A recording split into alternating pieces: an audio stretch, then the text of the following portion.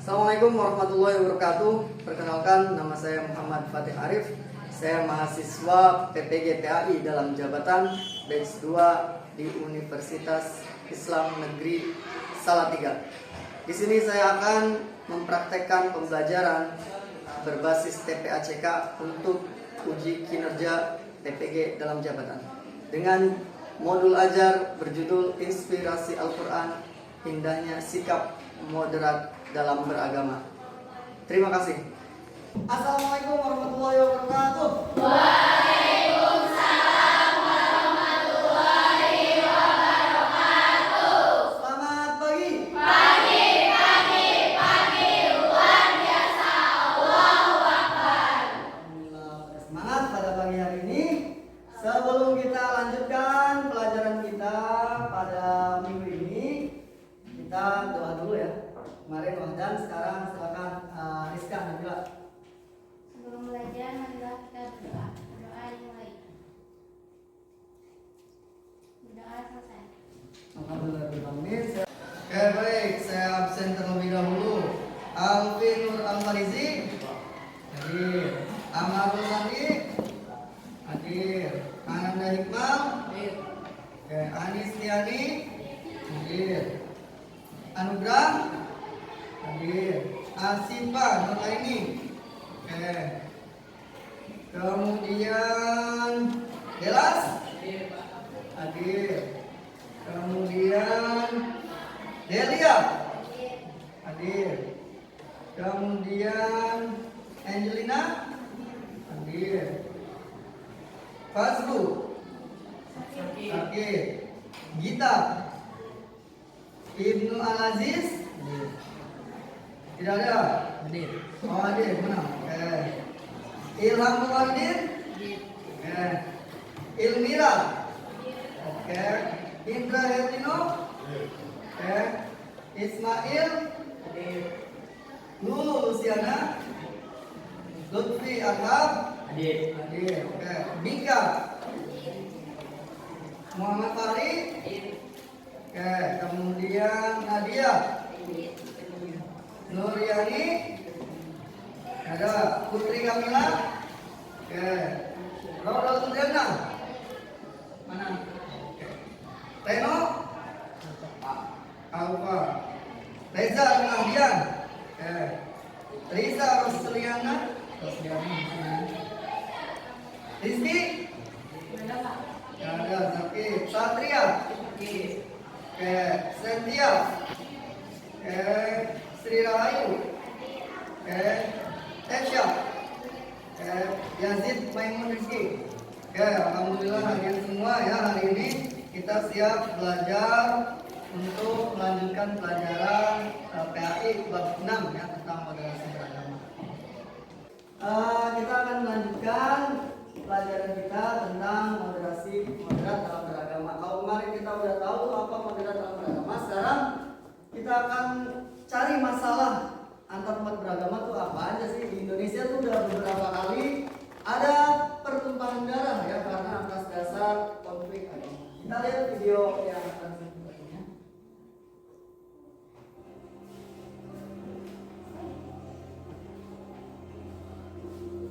Ini kejadiannya di Poso ya. Tragedi Poso kalau kita biasa.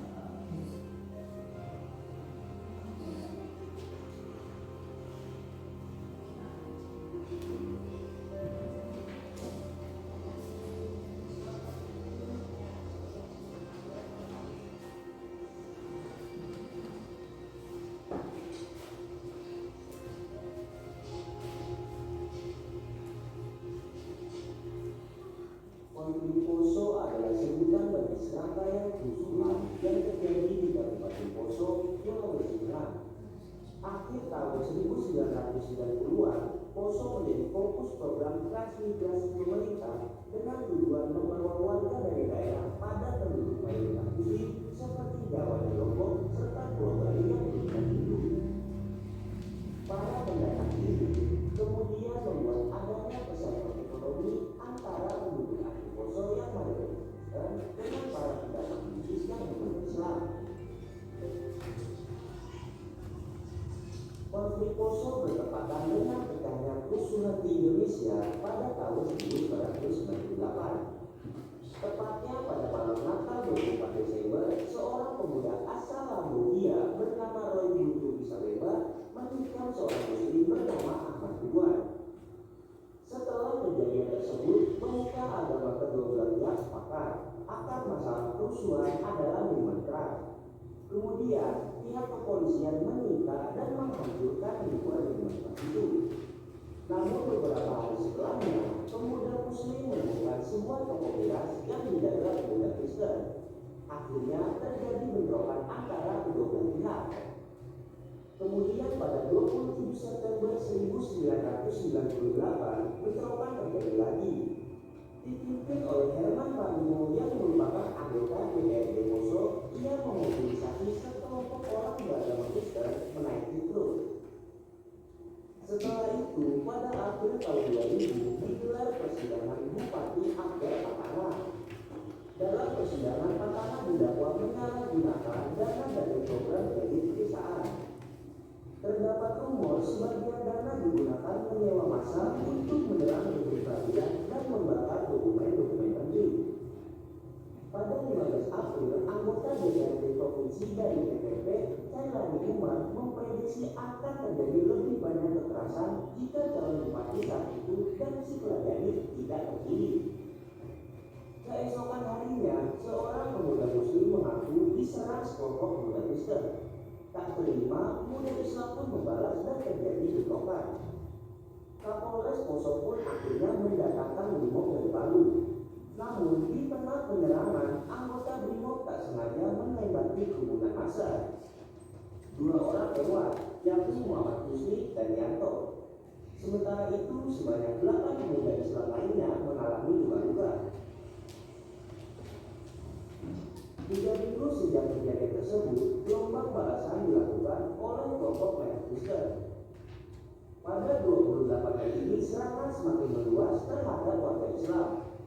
Bahkan para wanita dan anak-anak juga ditangkap, di antaranya mengalami pelecehan seksual. Konflik Poso mengakibatkan sebanyak 577 korban tewas dan 384 korban luka-luka. Tak hanya itu, sebanyak 7.932 rumah ikut hancur dan 510 fasilitas umum hangus terbakar. Kerusuhan berakhir pada 20 Desember 2001 dengan ditandatanganinya deklarasi Malino yang diinisiasi oleh Yusuf Kala.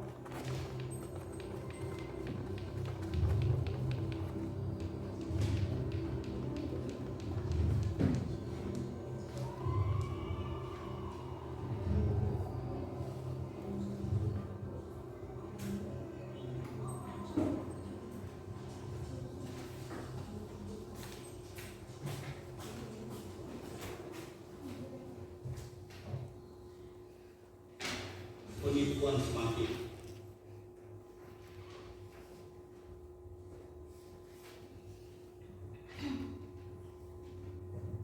Ya baik, setelah kalian tadi menyimak video, baik selanjutnya mari kita sama-sama membaca Al-Quran terlebih dahulu ya. Quran surat Al-Baqarah surat kedua ayat 134. Ikuti bacaannya setelah saya. A'udzu billahi minasyaitonir rajim. Bismillahirrahmanirrahim. Wa kadzalika ja'alnakum ummatan wasatan litakunu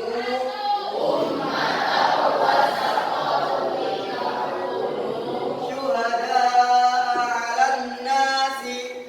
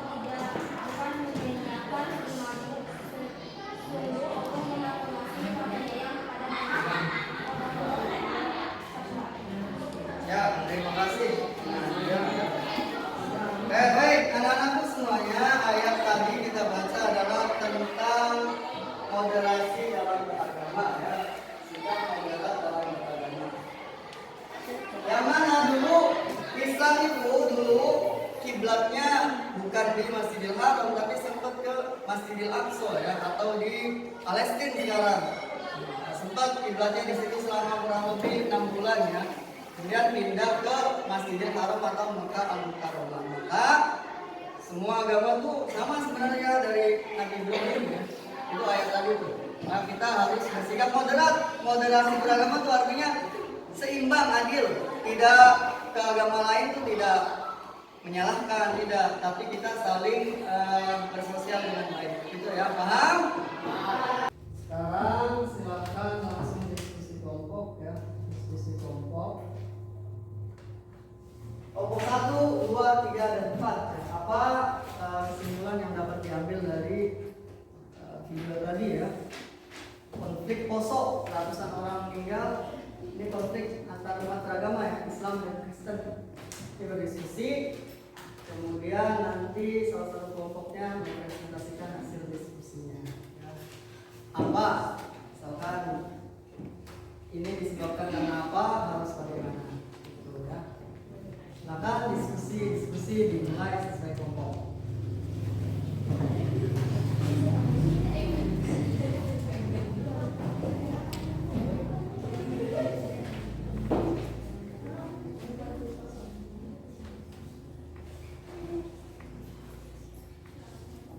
Kasih waktu 10 menit ya. Nanti yang tadi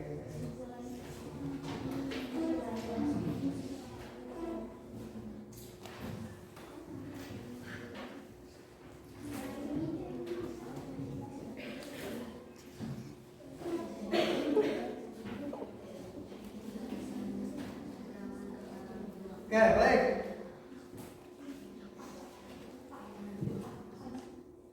Di depan nanti ada materinya.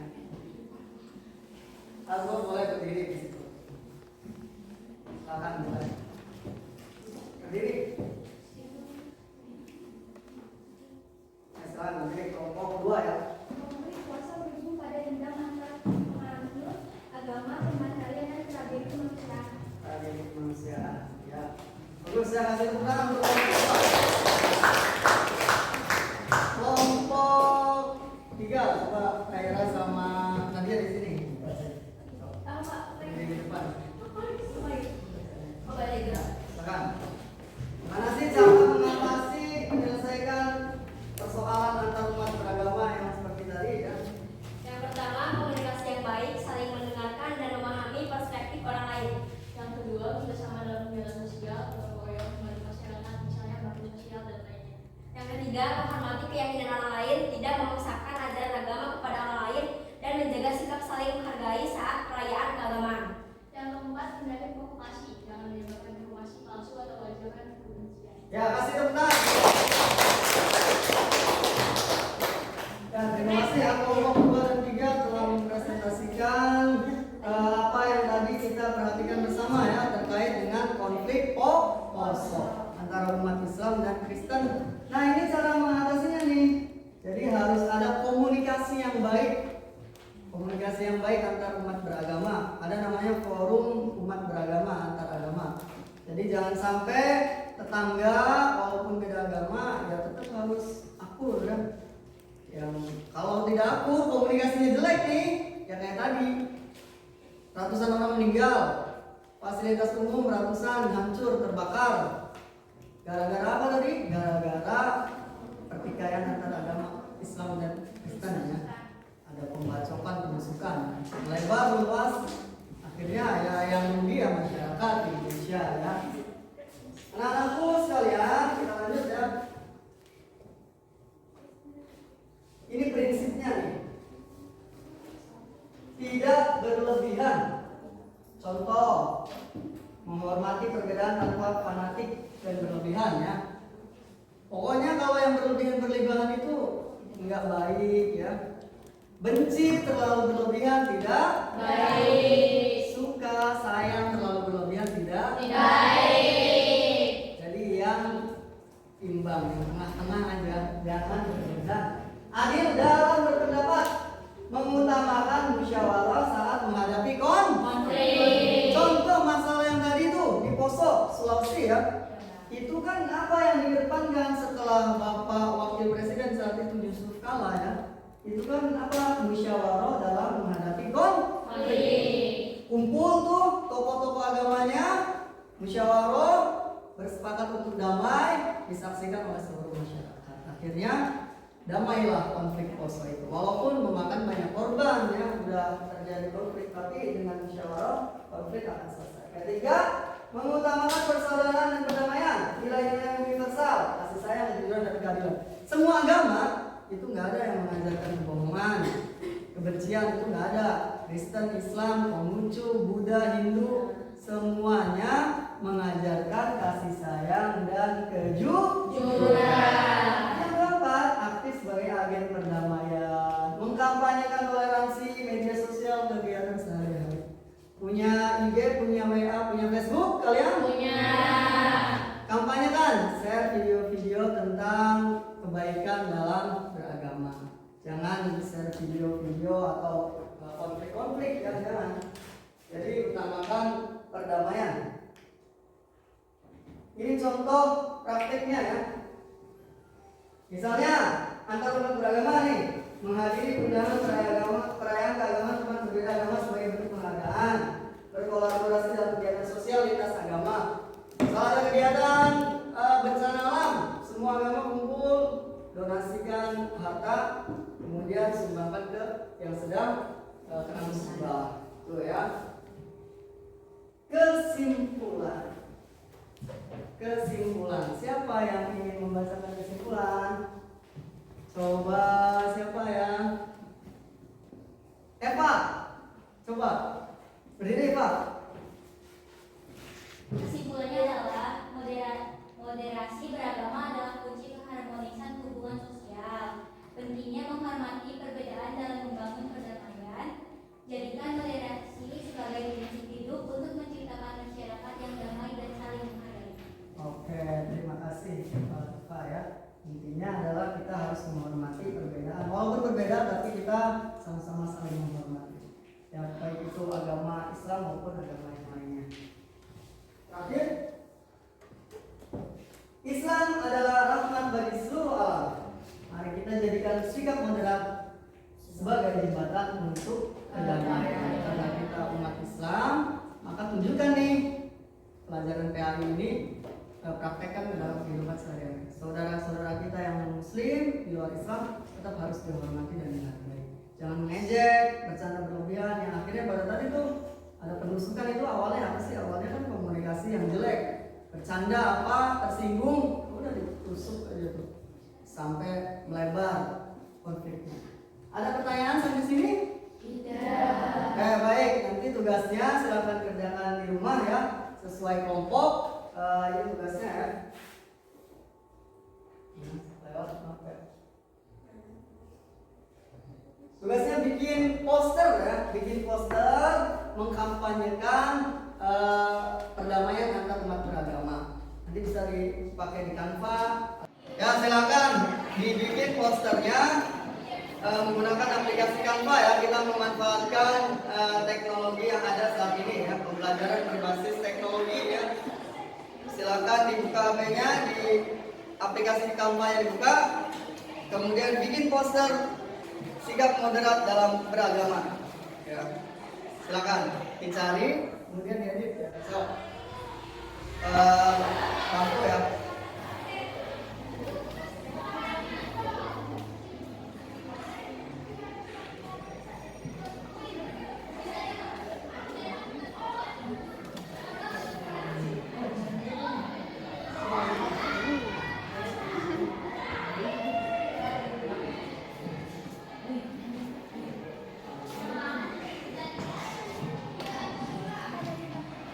Ya, dan tempel.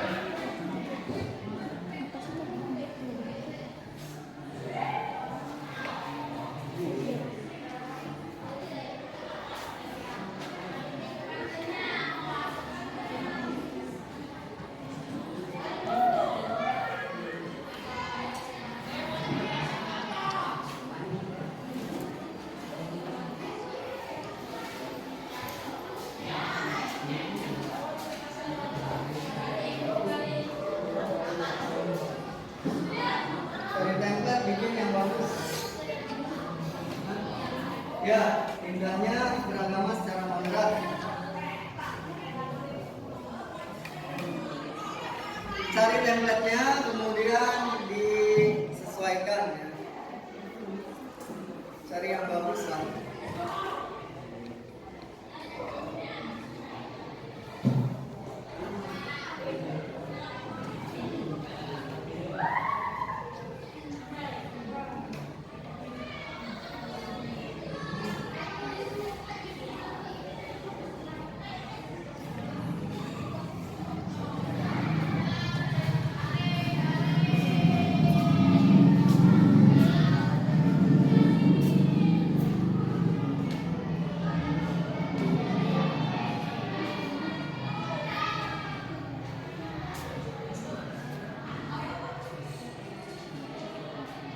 Ya, tuh bagus.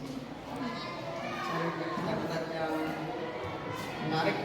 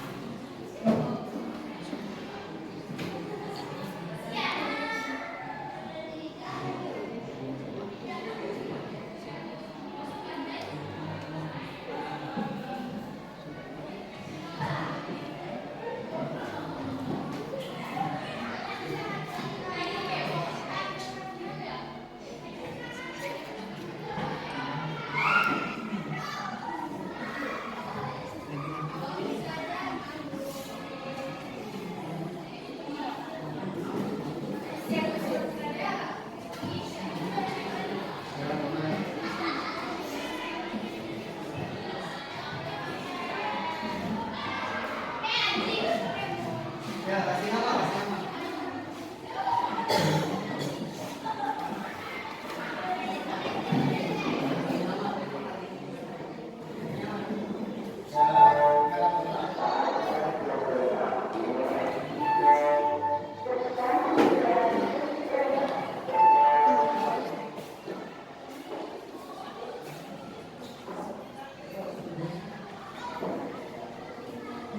Awalnya nggak apa-apa itu.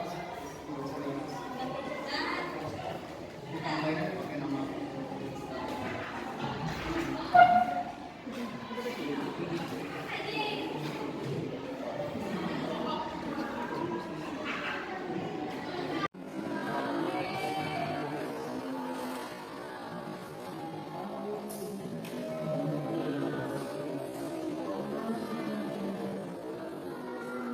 Ya, silakan bikin posternya yang bagus ya.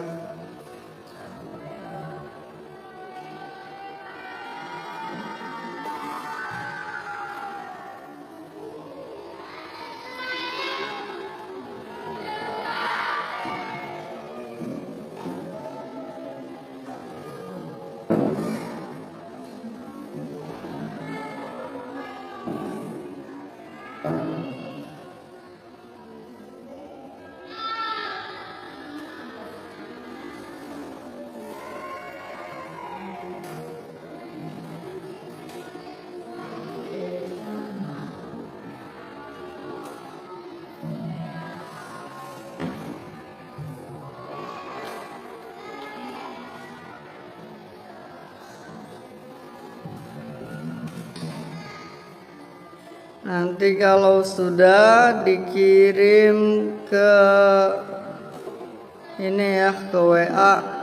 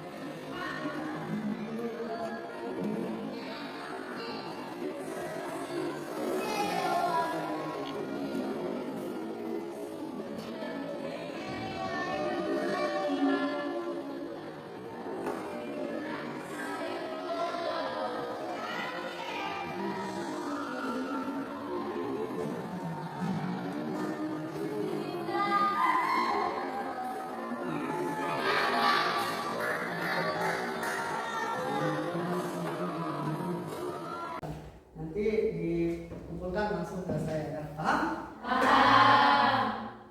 Nggak ada pertanyaan? Tidak. Baik, kalau tidak ada pertanyaan, kita cukupkan pertemuan pada minggu ini ya tentang masalah umat beragama dan penyelesaiannya. Mudah-mudahan dapat bermanfaat untuk kita semua. Mari sama-sama kita akhiri dengan membaca hamdalah. Alhamdulillah. Terima kasih atas segala perhatiannya. Wassalamualaikum